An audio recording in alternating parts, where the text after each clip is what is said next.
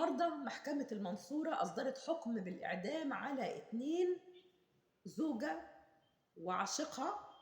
الاتنين بالتعاون مع بعض قاموا بقتل الزوج المغدور المسكين، قتلوه يعني شر قتله.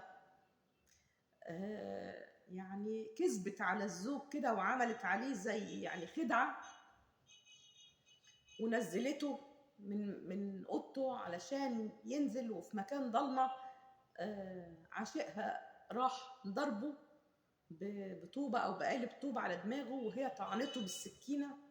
وبعدين عاشقها كمل عليه، وبعدين بعد كده الام جت وهي قالت لهم يعني انا معرفش مين اللي عمل كده، خدته قال في حضنها، يعني حسبنا الله ونعم الوكيل، وركبوه عربية على أساس يروح الطوارئ. طبعا الراجل مات يعني، وهي بتقول له يعني أنا مش هسيب حقك وحقك هيجيلك، وأنا هعرف مين اللي عمل كده. يعني فعلا تقتل القتيل وتمشي في جنازته، حسبنا الله ونعم الوكيل في كل ظالم ومفسد في الأرض. أما أنت هو مش على هواكي، أما أنت يا ستي مش عاجبك عيشته، هو مش عاجبك، خلصت على كده خلاص، غوري في 60 داهية على بيت اللي جابوكي. ليه الغدر؟ ليه الغدر؟ استفدتي ايه؟ استفدتي ايه؟ هتعدني انتي والحقير اللي كان معاكي، وكمان لسه هتروحي ربنا هيعذبك، هتعذبي كمان عذاب تاني وحساب تاني كمان عند ربنا. ويعني لا يمكن ان انت توردي على جنة الا لما صاحب الحق يسامح. يعني الراجل كان بيموت وبيقول لك خلي بالك من عيالنا. ايه دي؟ ايه الشياطين اللي على الارض دي؟ ايه الشياطين دي؟ ما اداكيش لقمه، ما اكلتيش من خيره مره من عرقه وكده مره واحده تشيليها له؟ ما فيش مره جابلك هدمه ولا ضحك في وشك ولا قالك كلمه حلوه مره واحده؟ عشان عشيق وعشان زنا وعشان علاقه قذره تقتلي الراجل اللي انت عايشه في خيره، ابو عيالك؟ شيء حقير، جريمه من احقر الجرائم. والحمد لله ان القضاء المصري عادل وجاب حق الراجل. لكن يعني الواحد حابب يقول اذا انت خلاص العيشه خلصت على كده، والقسمه خلصت على كده، الحب خلص، الاحترام خلص، الطاقه خلصت، خلاص مش طايقه اللي قدامك، اللي شغلك لوح دماغك روحي له.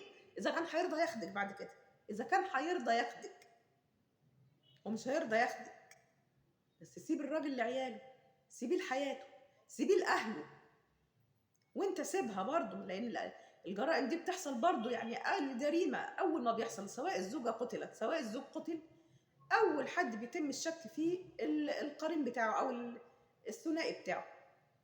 يعني يا اما الزوجه يا اما الزوج، ما بتخرجش عنهم. يعني 90% من الحالات ما بتخرجش عنهم. العيشه خلصت، المحبه خلصت، خلاص مش عايزها او مش عايزاه، غوره خلاص يا ستي. فليغني الله كل من سعته، فليغني الله كل من سعته.